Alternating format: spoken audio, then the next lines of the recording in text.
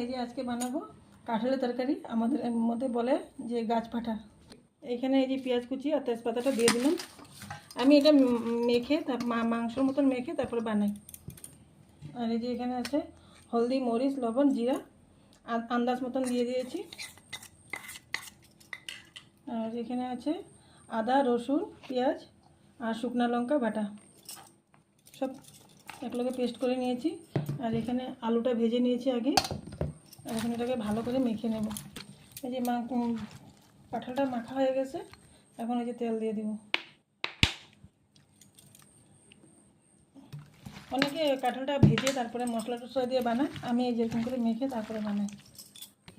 এই যে এখানে এই তেলটার মধ্যে মিষ্টি কুমড়োটা ভেজে নিয়েছিলাম, আর এই যে আলুটাও ভেজে নিয়েছি।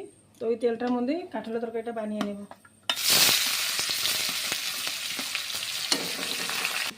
এখন এই যে পেঁয়াজটা ভাজা হয়ে গেছে, এর মধ্যে দিয়ে দেবো যে কাঁঠালটা মেখে নিয়েছিলাম, এটা দিয়ে দেবো।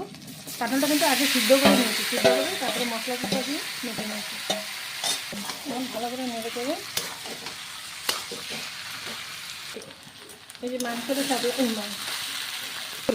কাঁঠাল তরকারিতে সাতলানো হয়ে গেছে। এখন এটার মধ্যে দিয়ে দেবো আলু।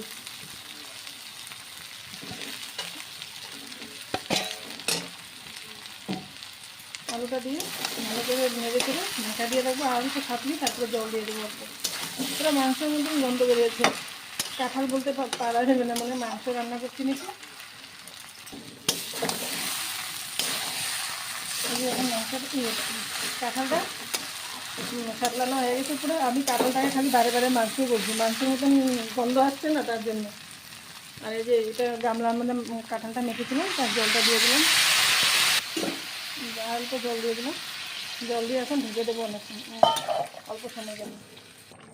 এই যে এখন কাঁঠালটার মধ্যে গরম মশলাটা দিয়ে দিলাম, দিয়ে একটুক্ষণ ঢাকা না দিয়ে রাখবো, তারপর নামিয়ে নেব। গন্ধটা একদম পুরো মাংসের মতন বেরিয়েছে। এটাকে বলে গাছ পাঠার তরকারি। একটু ঢেকে রাখি, তারপর নামাবো। এই যে হ্যালো বন্ধুরা, এই যে গাছ পাঠা তরকারিটা হয়ে গেছে। কীরকম হয়েছে বলবেন কমেন্টের মাধ্যমে। ধন্যবাদ।